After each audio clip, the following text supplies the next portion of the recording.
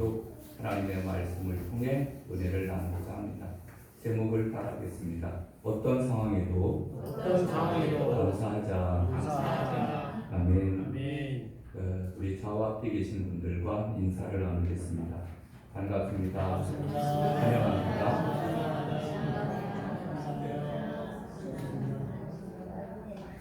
오늘 추수감사주일을 맞이하여 이렇게 주의 전을 사랑하여 주님 앞에 나온 모든 성도님들을 환영하고 축복합니다. 하나님의 은혜가, 신령한 은혜가, 그리고 땅에 기름진 은혜가 여러분의 삶 가운데 충만하게 임하시기를 주님의 이름으로 축원합니다. 여러분, 오늘은 추수감사주일 예배입니다. 어떤 상황에도 감사를 드릴 수 있는 저희들이 다 되어야 될 줄로 믿습니다. 미국의 건국의 아버지로 불리는 벤자민 프랭클린이라는 사람이 있습니다. $100 지폐에 거기 사람의 모습이 그려져 있습니다. 그 모습이 바로 벤자민 프랭클린의 모습입니다. 그분은 이런 말을 남겼습니다. 받은 상처는 모래 위에 세우십시오. 그러나 받은 은혜는 대리석에 세우십시오. 그러면은 복된 인생을 살 수 있습니다. 여러분, 받은 은혜를 우리는 금방 잊어버리게 됩니다. 그러나 받은 은혜를 대리석에 새긴다라고 하면은, 영원히 잊지 않고 살 수 있다라고 하면은 우리는 행복한 인생을 살 수 있는 줄로 믿습니다. 여러분, 성경에 보면은 범사에 감사하라 라고 하는 바울의 메시지가 우리의 마음을 감동시킵니다. 여러분, 항상 기뻐하라, 쉬지 말고 기도하라, 범사에 감사하라. 이는 그리스도 예수 안에서 너희를 향하신 하나님의 뜻이니라 라고 말씀해 주고 있습니다. 여러분, 예수님을 믿는 날부터 우리는 감사하며 살아가야 될 줄로 믿습니다. 그러나 우리는 감사하는 삶을 살아야 됨에도 불구하고 원망과 불평을 먼저 하지 않았나, 그리고 더 많이 하지 않았나, 우리가 자신을 살펴볼 필요성이 있습니다. 여러분, 오래전에 미국의 일간지 뉴욕 타임스에서 미국 역사상, 인류 역사상 제일 잘 살았던 사람이 누군가를 조사한 적이 있었습니다. 그 주인공으로 뽑힌 사람이 다윗이었어요. 불신자나 또는 믿는 사람이나 똑같이 이 다윗을 뽑았다라고 하는 사실입니다. 다윗은 잘 살려고 노력하지 않았습니다. 다윗은 왕이 되려고 노력하지도 않았습니다. 왕이 된 후에도 완벽한 정치를 하였거나 백성으로부터 완벽한 지지를 받았던 것도 아닙니다. 사람과 하나님 앞에서 굵직한 죄를 지은 적도 여러 번 있었습니다. 그런데도 제일 잘 살았던 사람으로 다윗 왕을 뽑았습니다. 그 이유가 무엇일까요? 저는 두 가지로 압축해서 생각해 보았습니다. 첫 번째로는 다윗이 하나님의 마음에 꼭 들었기 때문입니다. 하나님의 마음에 들었기 때문에 하나님의 뜻을 이루는 도구가 될 수 있었던 것입니다. 사도행전 13장 22절에 보면은 패하시고 다윗을 왕으로 세우시고 증언하여 이루시되 내가 이새의 아들 다윗을 만나니 내 마음에 맞는 사람이라, 내 뜻을 다 이루리라 라고 말씀해 주고 있습니다. 여러분, 다윗은 그가 실수할 수도 있었고 또 어려운 가운데 연약한 모습을 보일 때도 있었습니다. 그러나 그는 하나님 앞에 합당하게 살려고 노력했던 사람입니다. 두 번째로는 다윗은 어떤 상황을 만나도 하나님 앞에 감사를 드렸던 사람입니다. 다윗을 논할 때 감사 생활을 제하고는 평가해서는 안 됩니다. 다윗은 모든 성경 말씀 중에서 이 시편 말씀에 감사하라는 말씀이 많이 기록되어 있습니다. 성경 전체를 통틀어서 감사하라는 말씀을 제일 많이 기록한 부분이 바로 다윗이에요. 그리고 두 번째가 바울입니다. 여러분, 다윗은 그야말로 꽃길만 걸은 것이 아닙니다. 그러니까 장미빛 그러한 장미꽃과 같은 길을 걸었던 것은 아닙니다. 그는 가시밭길도 걸었고, 그는 어려운 그러한 일들도 많이 당했어요. 그런데 그 삶 가운데서 그가 감사하는 삶을 살았던 것입니다. 그래서 그의 인생은 하나님 보시기에 또 사람 보기에도 행복한 인생을 살았다라고 하는 고백을 할 수 있었던 것을 보게 됩니다. 여러분, 오늘 말씀을 통해서 우리가 이제 추수감사절인데요. 우리가 하나님의 말씀을 살펴보면 다윗은 죽음의 문턱에서도 하나님께 감사하였다라고 말씀해 주고 있습니다. 여러분 1절 보겠습니다. 1절 여호와여 내가 주를 높일 것은 주께서 나를 이끌어내사 내 원수로 하여금 나로 말미암아 기뻐하지 못하게 하심이니이다. 아멘. 내가 주를 높일 것은 주께서 나를 끌어내사 라고 말씀해 주고 있습니다. 이것은 어떤 행위일까요? 예배를 드리는 거예요. 다윗이 하나님 앞에 예배를 드립니다. 내가 여호와여 내가 주를 높일 것은 주께서 나를 이끌어내사 이것은 죄에서 건져 주시는 것을 말씀해 주고 있습니다. 그래서 이 이끌어낸다라는 것은 우물에 빠진 사람을 이끌어내는 거예요. 여러분, 우리가 우물에 빠진다고 해봅시다. 작은 우물, 2m, 3m 정도 되는 우물에 빠졌으면 그것도 깊지만은 2m도 사람의 키가 넘으니까 이거 빠지게 되면 위험하게 됩니다. 그런데 2m, 3m 빠지게 되면은 그래도 나올 수 있습니다. 그런데 우리가 빠지는 우물이 10m를 넘어간다고 해봅시다. 10m, 20m, 1000m 이렇게 만약에 내려간다고 하면 그 우물에서 나올 수 있습니까? 절대로 나올 수 없습니다. 그런데 우리는 죄라는 것이 있습니다.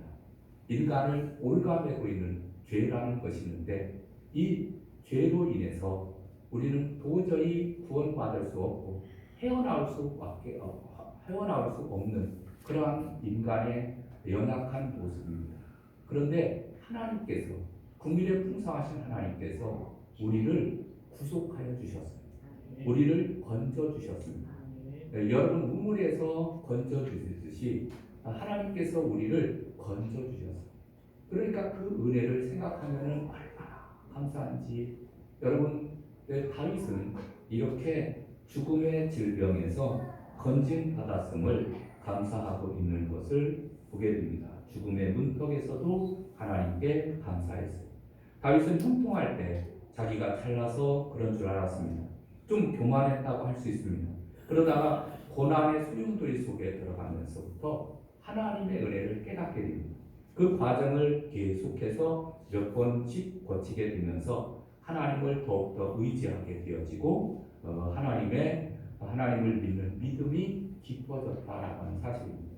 여러분 다윗이 될 수 있었던 비결은 그가 고난의 풀무 가운데 들어갔기 때문에 그렇습니다. 다윗은 어떤 삶을 살았습니까? 다윗은 형제들에게도 인정받지 못하고 부모의 형제들에게도 인정받지 못했어요.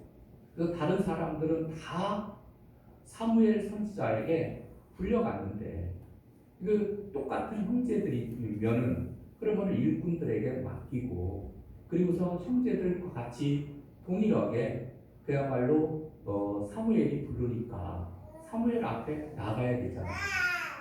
그런데 다른 형제들은 다 갔는데 오직 8째 막내만큼은 이 다윗만큼은 불려가지 못했다는 거예요.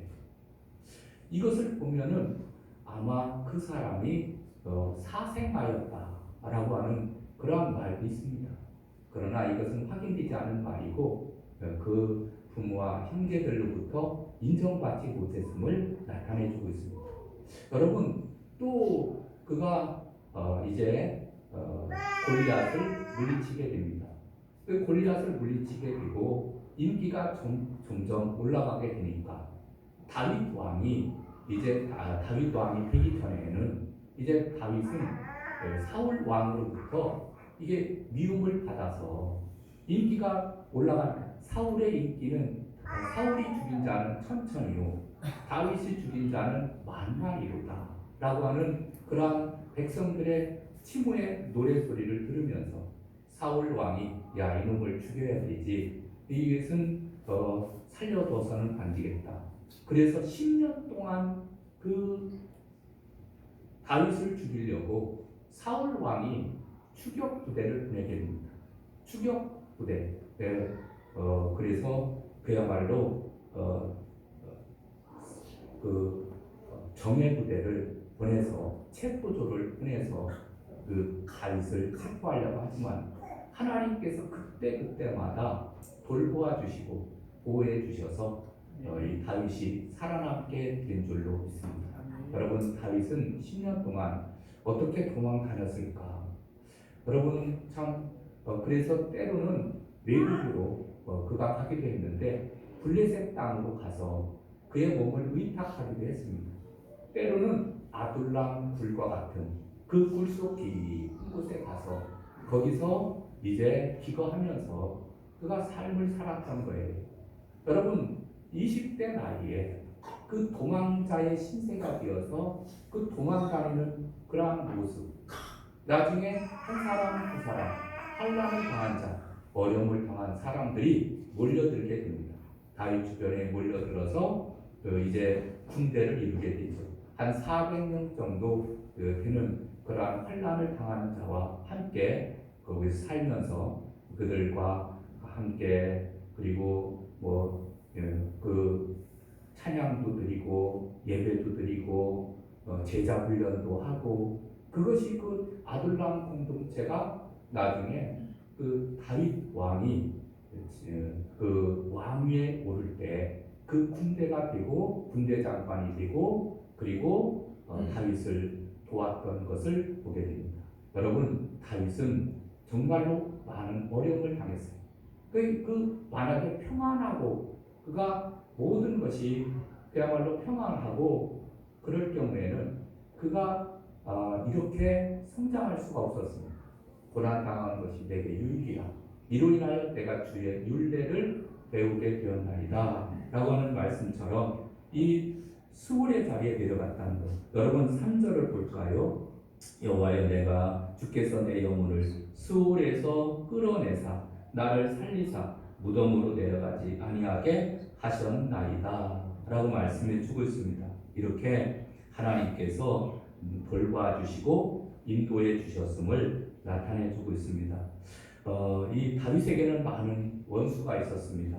죽음이 원수가 될 수도 있습니다. 질병이 원수가 될 수도 있습니다. 큰 일을 당할 때도 원수가 될 수 있습니다. 적들이 다윗의 원수가 될 수 있었습니다. 그러나 시편 40편 2절에 보면은 나를 기가 막힐 웅덩이와 수렁에서 끌어올리시고 내 발을 반석 위에 두사 내 걸음을 견고하게 하셨도다 라고 말씀해 주고 있습니다. 인생길 잘 달리다가 여러분 무서운 병에 걸리거나 그리고 어려운 일들을 당하게 되면은 많이 실족하기도 하고 또 하나님을 떠나가기도 합니다. 그러나 다윗은 그런 가운데서도 하나님을 굳게 붙들었다라는 사실입니다. 그런 가운데 하나님 앞에 감사를 잃지 않았던 것을 보게 됩니다.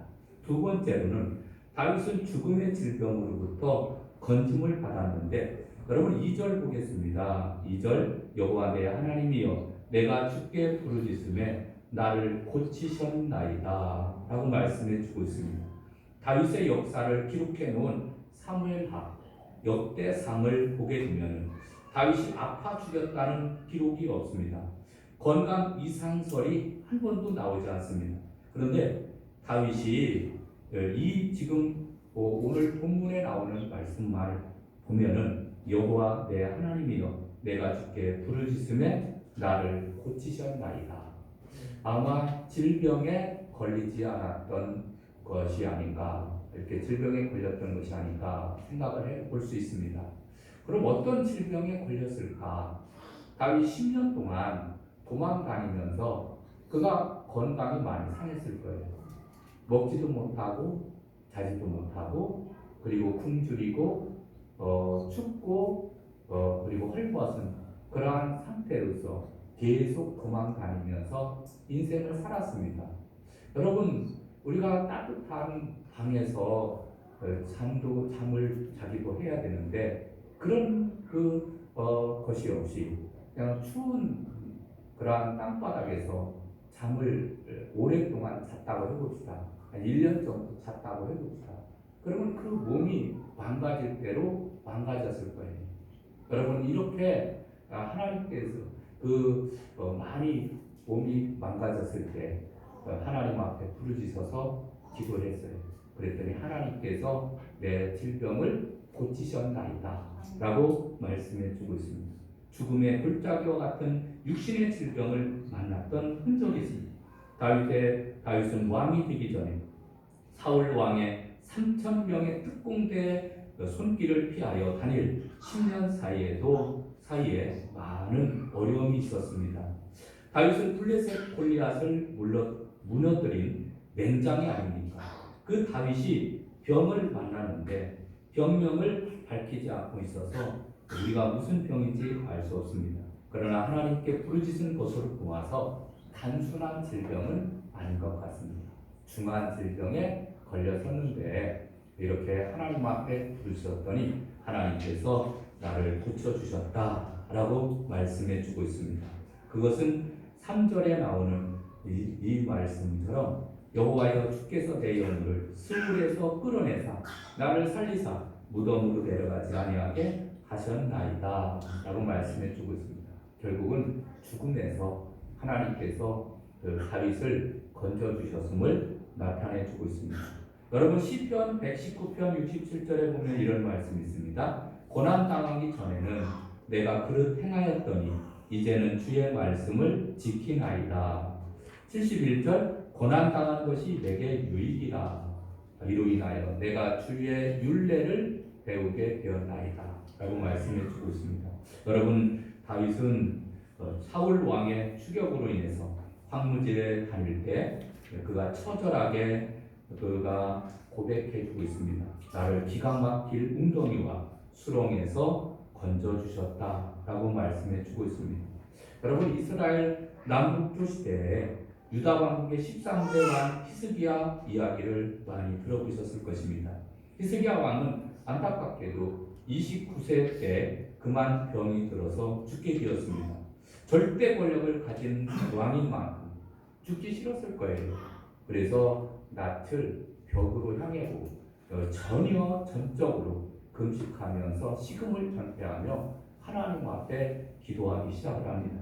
그랬더니 하나님께서 생명을 15년이나 연장시켜 주셨습니다. 그리고 그 전까지는 아들을 낳지 못했는데 그리고 15년 연장 시켜 주실 때 그때 비로소 아들을 낳게 됩니다. 여러분, 하나님께서는 이렇게 모든 질병에 걸렸을 때야 그리고 죽음의 그러한 어려움에 빠졌을 때도 하나님 앞에 기도하게 되면 하나님께서 피할 길을 내시고 또 상한 심령을 고쳐주시는 그러한 분이신 줄로 믿습니다. 세 번째, 다윗은 자신의 감사를 이웃에게 권하였다라고 하는 사실입니다.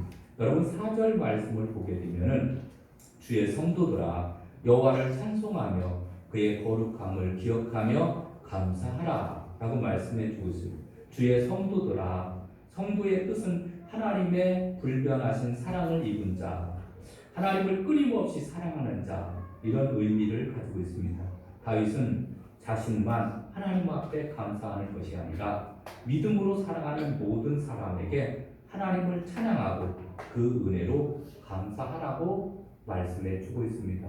특별히 아둘람 굴에 이제 그가 기거할 때 많은 그 사람들이 다윗에게 몰려왔습니다. 환난을 당하고 어려움을 당한 사람들이 몰려왔을 때 특별히 이 말씀을 하신 줄로 믿습니다.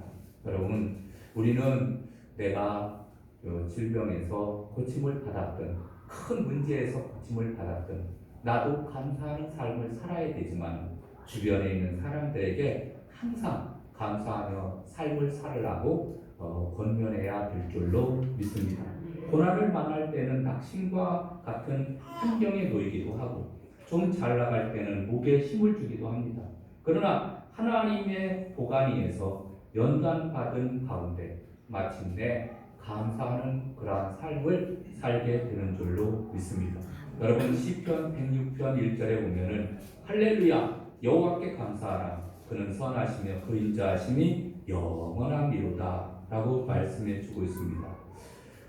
사회학자의 분석에 의하면은 80년 전에는 세상 사람들에게 필요한 생활 조건이 72가지였다고 합니다.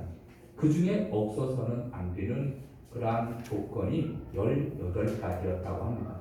그런데 80년 후에는 문명이 발달하고 문화가 진화된 오늘날 우리가 살아가는 경우에는 꼭 필요한 것이 500여 가지가 된다고 합니다.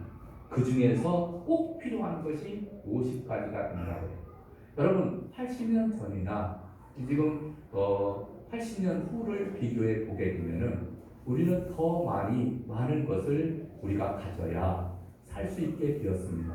그러면은 그 80년 전보다 훨씬 삶의 질이 높아지는 만큼 우리가 감사하며 행복한 인생을 살아야 되잖아요. 그런데 사실은 그렇지 않다는 거예요. 그것을 통해서 우리는 무엇을 알 수 있느냐 하면은 이 행복한 것, 삶을 살아가는 데 있어서 행복한 것은 무엇을 가지느냐, 소유하느냐에 있지 않고 없는 가운데서도 우리 마음이 하나님께 어떻게 향해 있느냐에 따라서 달라진다는 것을 우리가 알 수 있습니다. 여러분, 우리는 항상 우리의 마음이 하나님께로 고정되어야 돼요. 하나님께 집중되어야 됩니다. 그럴 때 우리는 잃어버린 감사를 다시 회복할 수 있는 줄로 믿습니다. 네 번째로는 하나님은 다윗의 슬픔을 춤으로 바꿔주셨습니다. 11절 말씀 볼까요? 11절 말씀 보면은 주께서 나의 슬픔이 변하여 내게 춤이 되게 하시며 나의 베옷을 벗기고 기쁨으로 띠띠우셨나이다 라고 말씀해 주고 있습니다. 다윗은 말로 표현할 수 없는 고난을 통해서 깊은 신앙의 즐거움을 체험했고 하나님의 은혜 베푸심을 더욱더 깊이 알아갈 수 있었습니다. 건강한 성도에게는 고난을 겪을 때에는 아프고 힘들지만 믿음으로 극복하면은 그 고난조차도 하나님의 은혜였음을 알게 됩니다. 여러분 나의 슬픔이 변하여 내게 춤이 되게 하시고 라고 말씀해 주고 있습니다. 여러분 다윗은 많은 어려움을 겪었는데 그 가운데서 고난을 승화시켜서 결국은 하나님 앞에 영광을 돌리는 모습을 보게 됩니다. 여러분 이 사건을 우리가 생각을 하면서 무엇을 우리가 느낄 수가 있느냐 하면은 다윗은 법궤를 오베데돔의 집에서 나중에 다윗성으로 올려오는 과정 가운데서 그가 하나님 앞에 그야말로 온 몸과 마음을 다하여 찬양을 드리는 모습을 보게 됩니다. 여러분 다윗은 그 하나님의 법궤를 다윗성으로 올려드릴 수 있다라고 하는 것에 대해서 무한한 감사를 느꼈습니다.